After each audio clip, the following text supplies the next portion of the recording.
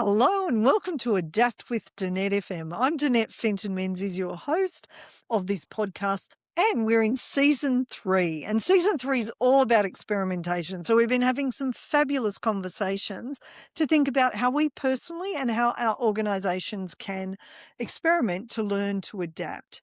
So I'd love to welcome into our conversation my co-host, Jez Fenton-Menzies, or Jez FM. How are you, Jez?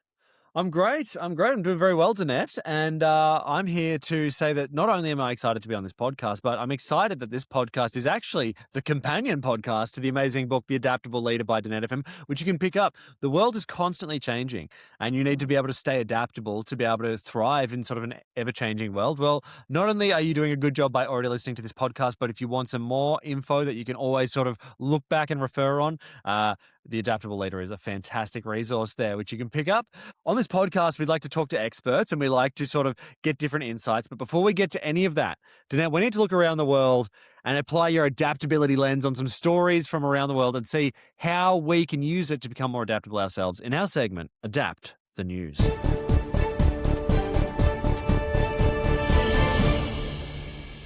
Alrighty, Danette, this is Adapt the News. This is a segment where we take your adaptability lens and we look at a news story from around the world and we sort of look at how it can not only help the people that are doing it, but maybe listeners and viewers as well. So today's news story is by Georgina Hibbert and it's on ABC News.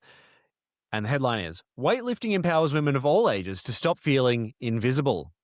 Mira Mohan has been weightlifting for 2 years. She wanted to lift weights as a young teenager, but it was not until she saw Mirabai Chanu win an Olympic medal for India that weightlifting became an option. I was like, whoa, what is she doing? I want to do that, the 18-year-old says. Anyway, as we go down, we start to learn about some of the advantages of taking on weightlifting for women. And I think it's a sort of a discipline that people would have traditionally thought is a bit more of a masculine discipline. But what we're seeing is all these advantages of people taking it on that, you know, may not have traditionally thought about going into weightlifting. So, Danette, I want to get your thoughts on this article.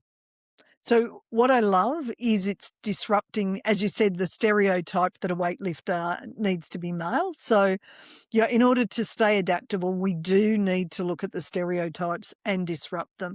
I also like that this is, it's the person growing themselves. So, while they may eventually compete against others, what they're really doing is growing themselves through learning the skills.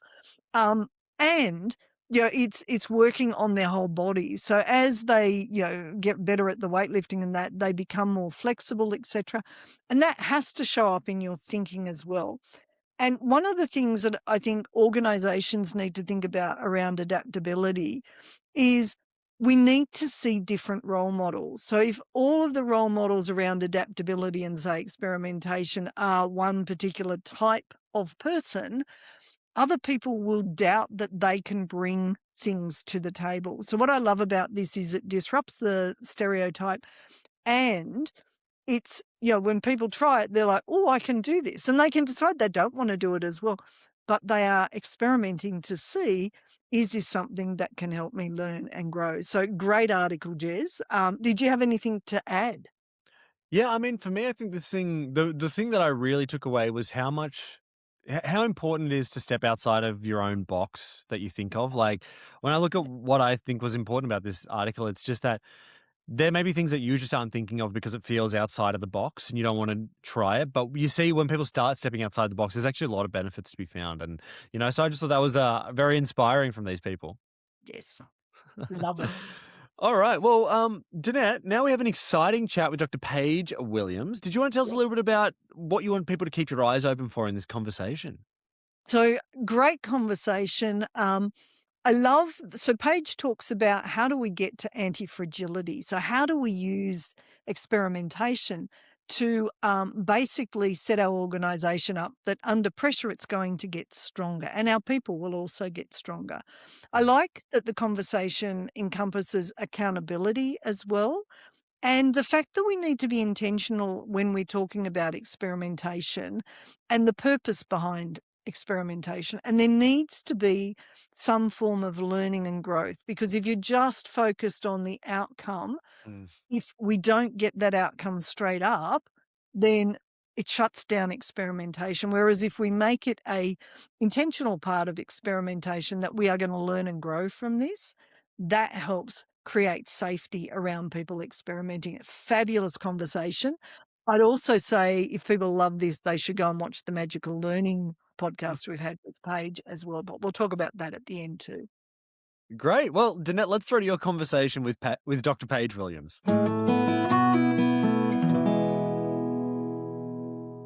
And I'd love to introduce our guest today, Dr. Paige Williams. So good to have you on our podcast today.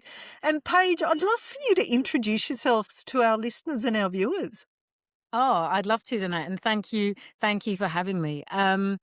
So I am Dr. Paige Williams, so PhD. My PhD is in Organisational Behaviour, and what I'm really passionate about, interested in, is systems and leadership, and so the relationship between those two things. And I fundamentally believe that leaders are the pivotal point in any system to create positive change.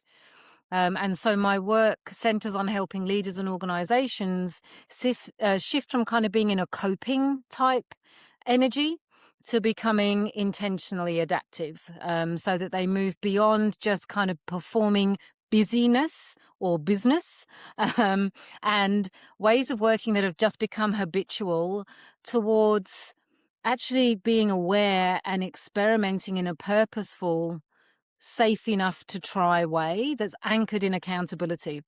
And so it's not about recklessness or randomness. It's about being curious. It's about being intentional. It's about being responsive. And it's about being able to learn in motion, because there's so much that's changing. There's complexity around us that's just going through the roof. And so I believe that when we as leaders, when we experiment well, we create the conditions for people and systems to involve kind of with integrity, intact, and evolve towards sustainable high performance rather than just speed. So that's who I am, and that's what I do. Oh, I love it, and perfect for today's conversation. So, Dr. Paige, I would love your definition of experimentation, both in terms of leadership and also organisations. Yeah, well, I think at its essence, it's the same thing, Danette. I think that it's about trying new ways of working, of doing, of being in order to learn. And Yeah, so it's almost like, as well as the output that might come from that, it's the learning, and it's actually valuing both of those things. So at its best, as I said, it's intentional. It's not just impulsive. It's kind of contained in that it yeah, has edges and boundaries. It's not just chaotic. We're just going to try something new because we can. yeah. It's relational rather than individualistic. And what I mean by that is, it's not just kind of lone wolf. I'm going to go out and I'm going to give this a go.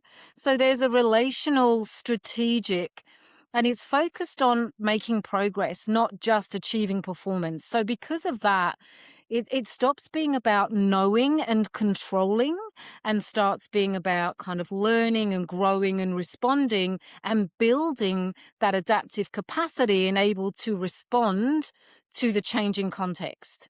Right. And so that's how I define it: trying new ways of working, doing, and being in order to learn. Love that. Great definition. So then my next question is, have you got an example of a situation where experimentation really worked? Yeah, I do. And it's this idea, isn't it, that experimentation is actually leadership in practice. Because the lovely idea about experimentation is that it is live, that it is Yeah. imperfect, that it is in motion. And so one way of thinking about it is that leadership is continually experimentation in practice, because we're never going to get it 100% right. We're always moving in one direction or another, and there's always potential for learning and growth to come from that experience. But if I give you an example from one of my clients, Yes.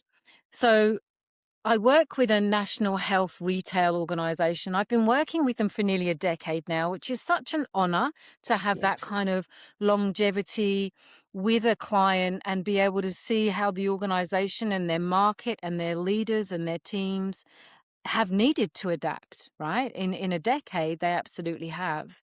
Yes. But what we were doing was we were focusing on helping leaders shift from solving people's problems for them to actually coaching ownership with them. Nice.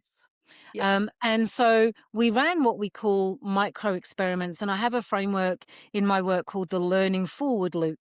That's what we were basically putting into practice, and it was about very small shifts. And the reason we have to do this is because the way our brain is wired, basically our brain is a prediction machine, right? And so what it does is it takes everything we've experienced before, both what we've done personally, but also what we've seen and experienced in the world, and it kind of builds up like a database. And then in any moment, in any experience, it's kind of drawing forward from that database and predicting what's going to happen next. And it does this in microseconds. It does it beneath our conscious awareness.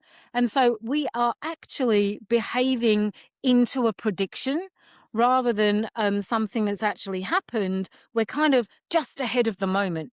Now, Yeah. because of that, what we need to do, our brain loves certainty because it enables that prediction process to happen with more, what would I say, with more, with better results. Like Yeah. our brain guesses what's going to happen and gets it right. We behave into that moment, win. Right. So Yeah. when we experiment, we have to keep it small because otherwise our Oh, brains go, whoop, whoop, whoop, whoop. Uncertainty, uncertainty, don't know what's going on here. I can't predict. And our brains don't like that. So yes. one of the things was to create a very small kind of habit around micro experiments, the learning loop. So for 2 weeks, I asked leaders to replace their kind of automated habitual response to kind of give their team member the solution with just one question. So that was all I asked them to do, small change, one question. And that question was, what have you already tried? Nice. So team member comes to them and says, no, something's going wrong, or I don't know what to do. What have you already tried? And what happened as a result was extraordinary. So the pace slowed just enough for their team members to reclaim their ownership, reclaim their agency. And leaders discovered, no, they didn't actually have to carry everything. Team members discovered that actually if they paused and thought about it, they often had the answer themselves. So belief grew. They kind of rediscovered their own capability. And the tone of conversation shifted from kind of rescuing to responsibility. Now, this wasn't a restructure. It wasn't a rewriting of job descriptions. It wasn't a cultural shift. It was simply an experiment with one question that fundamentally shifted the nature of dynamics and the nature of conversation so that there was reflection, there were clearer expectations, there was more psychological safety, there was stronger follow through. So, like, this is the nature of experimentation, right? We're learning together. We're starting small, and then we're thinking about how did that go and what might I want to do differently next time. So framing changed everything. It really did, because when we named something as an experiment for the leaders, we gave they gave themselves permission to learn in motion and in the moment. And that meant they could let go of not getting it perfect, not being perfect in the moment, and going, okay, well, I'll just try it a little bit differently next time because that was just an experiment. What a great example. And, so simple, but obviously you would have spent time thinking of that exact question to be able to get, them changing from I need to come up with the solution to helping the other person come up with the solution. So I love And that example. and so simple to say, well, what have you tried? And if the answer was nothing, well, what might you try first? And again, just that might you try first means it might not be the first and last thing you try. We might need to give even this a few iterations, but what might you try first could be the follow-up question if they came if the response they got was, "Oh, I haven't tried anything." Yeah. And I love even with that word first that you're priming them to think, oh, I actually have to come up with something first. So I Yeah. love that. Yeah. So my next question is, what challenges have you seen when it comes to experimentation? Um, so let's do that one first, and then we'll talk about some examples where it didn't work. Yeah, sure. So, look, some of the biggest challenges are around the brain wiring that I've just explained to you. Because we're not naturally, it's interesting, we're not naturally wired for experimentation, and yet we have to adapt, right? Otherwise, we wouldn't have survived. So, there's this tension in us in that we love certainty. We like staying in our safety zone and our comfort zone. And yet, actually, the reality is the only reason we're still around on the planet is because we learned, we experimented, we adapted, and so we're still here. So, this idea of like, how do we feel safe enough? How do we have psychological permission to try, maybe to fail and to adjust? Um, this is at the, I wrote a book probably, it would be like 5 years ago now, just before we tipped into COVID, called Becoming Anti-Fragile. Now, the word anti-fragile is not mine. A guy called Nassim Nicholas Taleb conceived the idea, and he conceived it by watching, would you believe, stocks and shares. And he looked at patterns of trading, and he noticed that some stocks and shares actually did better through massive periods of disruption and came out the other side with like a higher value. And he was curious about this. He was like, what is it? And he coined this term anti-fragile for this ability for something to improve through complexity, through challenge, through disruption. And when you think about it, like our entire existence has elements greater to a lesser degree of disruption, challenge, and change, right? That is the nature of the context in which we live. So this idea that how is it that we can normalize that adaptation is just part of how we experience life? Because if we don't, we won't keep up with our environment. Yes. So common challenges. One, allow ourselves to do it. Like almost like push back to our natural brain wiring and go, no, this is going to feel uncomfortable, and expect it, and then don't be kind of wiped out by it or knocked back by it when it does feel uncomfortable, because it's going to. I reckon there's an alignment piece as well, certainly in organizations and teams, but maybe in ourselves as well. Like we might say things like, oh, we want innovation. We want to be innovative. We want to be creative. We want to like push the boundary. And yet actually what we reward is compliance, is certainty, is things that don't take us outside a pattern of normality. And that can be, from the way we do things in our personal lives and the habits we run there, through to we say one thing, and yet actually when someone does something out of the box or asks a different question or challenges an assumption, actually the response to that doesn't walk the talk of wanting innovation and creativity. When responsibility for this isn't made explicit, so that idea of we're experimenting here, or we're looking for learning here, when there isn't an explicit kind of expectation given around that, then kind of there's an unclear responsibility around what good looks like. So Yeah. nobody owns the learning. No one's actually looking for it. And so like we want new ideas, but don't get it wrong. Yeah. It's that kind of thing, yeah, in the same conversation. And Yes. unfortunately, what happens when that happens is something that I call performance theatre comes out. So we've got performance theatre around, oh, we want innovation, we want creativity, we want new ideas, but don't get it wrong. And so real progress kind of gets stifled in that Yeah. kind of dynamic. Yeah, great points. I love that. So my next question then is, have you got an example of where it didn't work in terms of experimentation, and why do you think that was?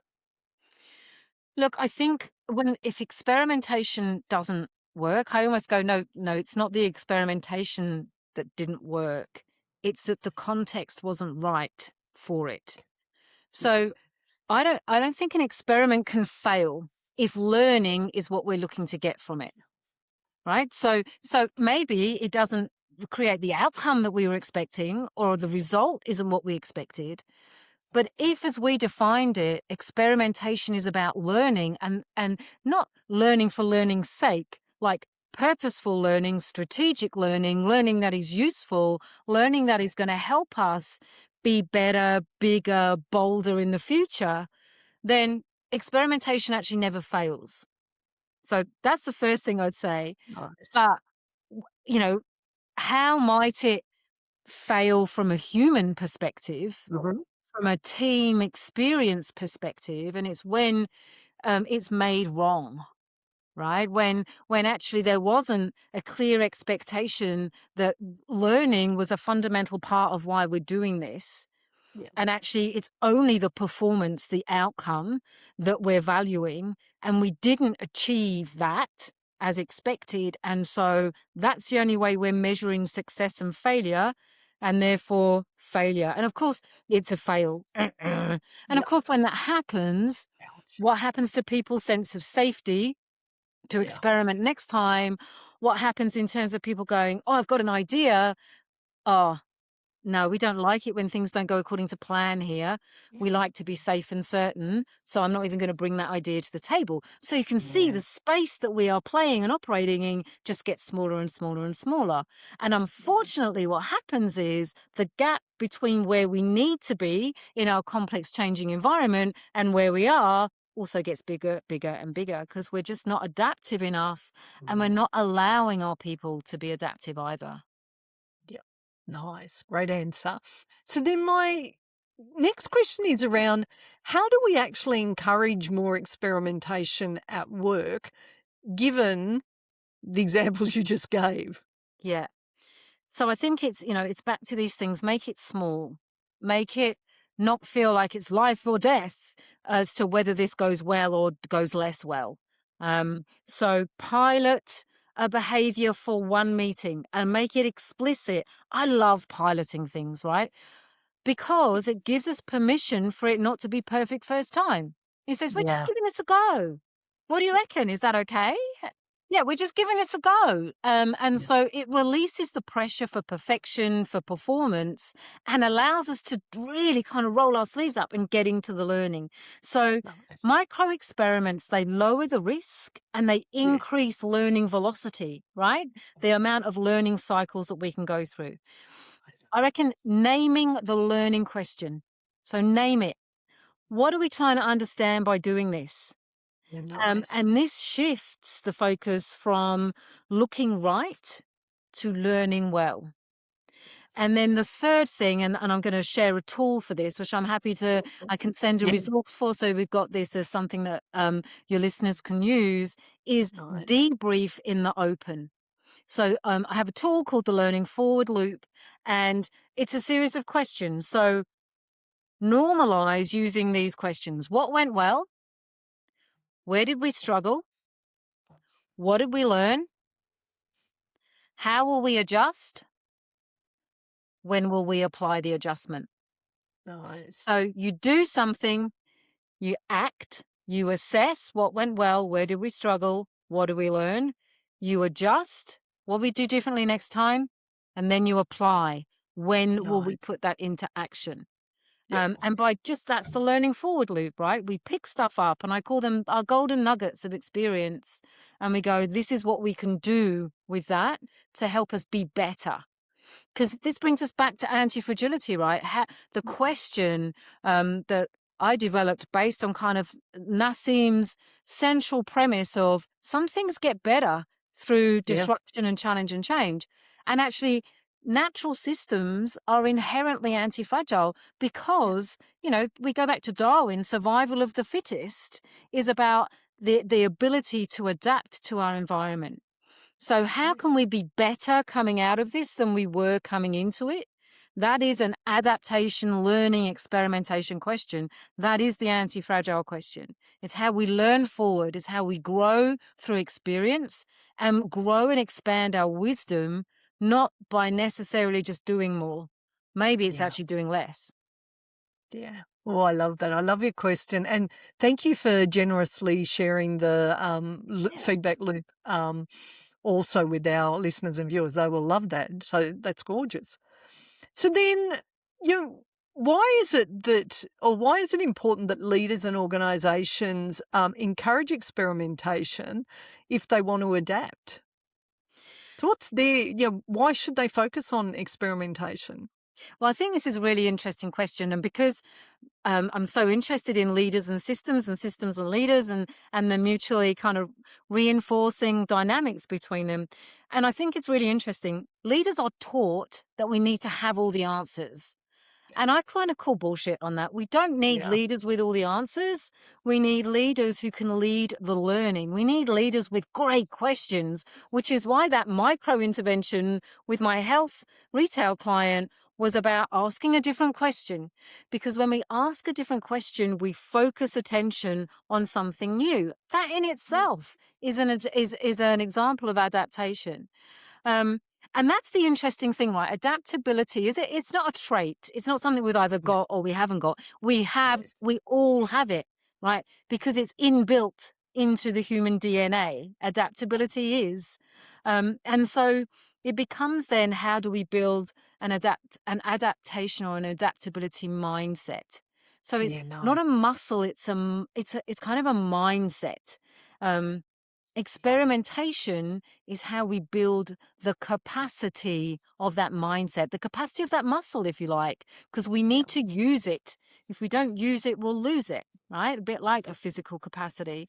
So it's interesting, as the world gets faster, learning Yes. becomes more and more important. Learning more than knowing. Knowing is temporary when everything is moving so fast, because Yeah. what you knew last week may not be relevant next. Being Yeah. able to learn new knowledge is the thing that's going to get you from there last week to next week. Yes. And that capacity, well, it grows when we are in motion, and being in motion and movement is experimentation, not when we Mm. just sit and think about moving.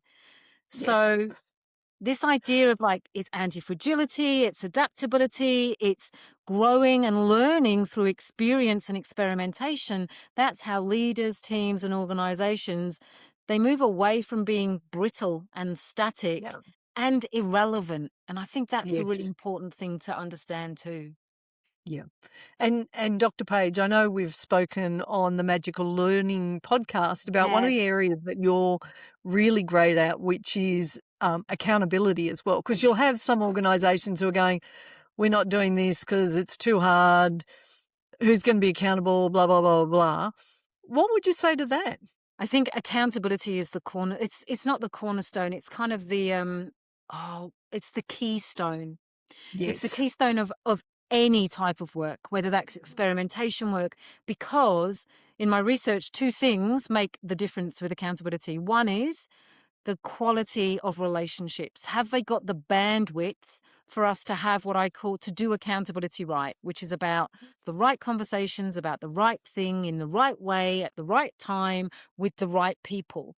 And the important thing about the word right is it's not something that has a formula. It's not something that you set and forget.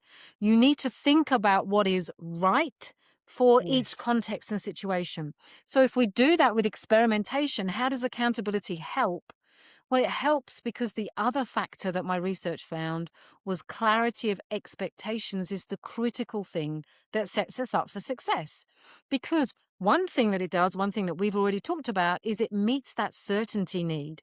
Now, we might not be able to have 100% certainty, but if we are clear in our expectations of there is an outcome we are aiming for here, and the learning that we gain along the way is just as important.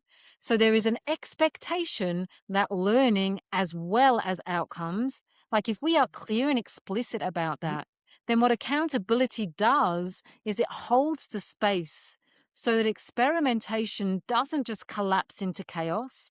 It doesn't become just the latest thing we want to have a go at. It Yeah. becomes something that is part of a strategic direction that actually builds possibility and builds progress and builds capacity that meets the future needs of the organization and the team. And that's how accountability and experimentation go hand in hand, because the scaffold and structure of accountability gives the freedom to the experimentation and the creativity and the innovation with purpose. And that's what we need. That's what we want, with strategic purpose. Love that. Thank you for that answer. So my next one is there anything else that you'd like to share with us around experimentation and adaptability? Look, I really love the idea of what I'm calling like adaptive integrity. And I think that I just touched on it there as we got to the end of the piece about accountability. And that is that we don't just do experimentation for the sake of it. It's not learning for learning's sake. And so this idea of there being integrity in the through line of building adaptive capacity. So what is the purpose of the learning? How is it that we stay true to the strategic direction of the organization as we experiment, as we are innovate, as we are creative? So we're evolving the practice, we're evolving the team, we're building capacity, but we're not just doing it for the sake of it. We're doing it as a means to an end, and that end has strategic purpose, or it has a purpose in the world. So I really love that idea of adaptive integrity. Everything that we do is intentional and purposeful, and the learning and experimentation is done in that context. Love that answer. So, Dr. Paige Williams, I'm pretty sure there'll be some listeners and viewers who'd like to reach out and have more conversations with you. So, where can they find you? A great place to start is my website. You'll find information there about the keynote speaking that I do, coaching for individuals and for senior teams. That's at drpaige.au. And you can reach out directly to me there as well. There's also newsletters and a range of resources like the one I'm going to attach to our conversation today. Awesome. Thank you so much, Dr. Paige Williams. And to all of our listeners and viewers, stay adaptable.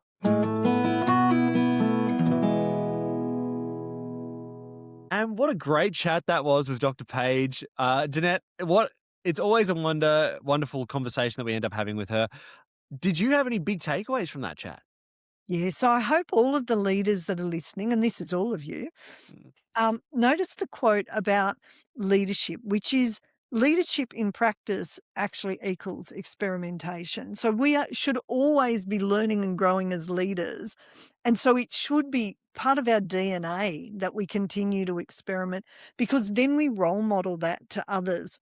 I also loved her good example that she brought around how an organization had used experimentation to change, and the fact that experimentation for them was small, and it related to just asking one question. But it doesn't have to be massive and cost lots of money. Working with your brain, a good question can change a whole stack of stuff and allow us to be more flexible. So I really enjoyed that. How about you, Jez?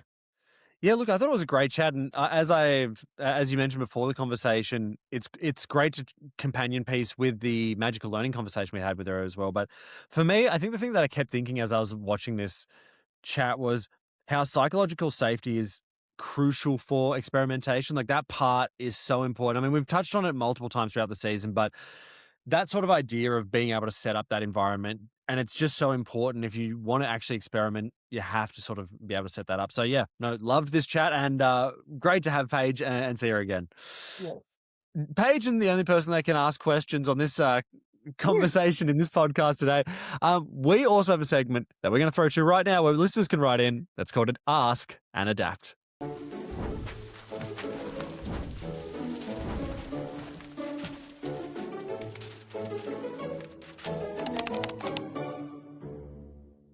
Alrighty, Danette, this is Ask and Adapt, where people can write in questions and get your adaptability lens on things in their life, things that they're wondering about, and they can also talk about experimentation this season. We're very happy to field those questions. If you want to write in, you can do that at adaptwithdanette@gmail.com, or you can write on Spotify and YouTube, and we'll hopefully get to those in an episode in the future. Today we had a question from Sanjay, and the question is, Danette, love your podcast, and it's making me want to start my own.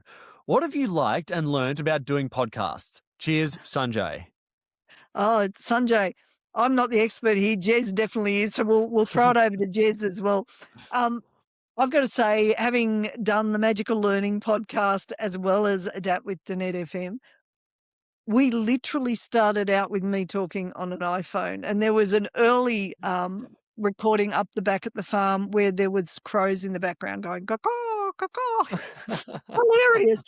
And what we did aligned with adapting and experimenting is we just kept trying new things. And can I say kudos goes to Jez here, because Jez brought new ideas and continues to bring new ideas so that we continuously learn and grow. And I remember watching a conversation with Steve Bartlett, who does the Diary of a CEO podcast, and he was talking about how he started in a closet recording himself, and how for a very long time the listeners went like this, like this, like this, and then like this. Mm. So it is really important that, as you go along, that yes, look at your numbers, but don't be disheartened if for a long time they take a while before you take off, because there's a lot of people out there in podcasting land. But this is a great way not only to have conversations. So if I think about early podcasts were just auditory, whereas today we have both the video and the auditory. Who knows what it's going to be in future? But it is a great way of learning and growing and building your adaptability skills. And I would totally encourage you to experiment and do you, Sanjay, because how you see the world will be different to how we are. And so if you've got something that you're passionate about, totally encourage you to do it. Thank you. Great question. Jez, I know you're the expert on this one. So what are a few things that you'd say?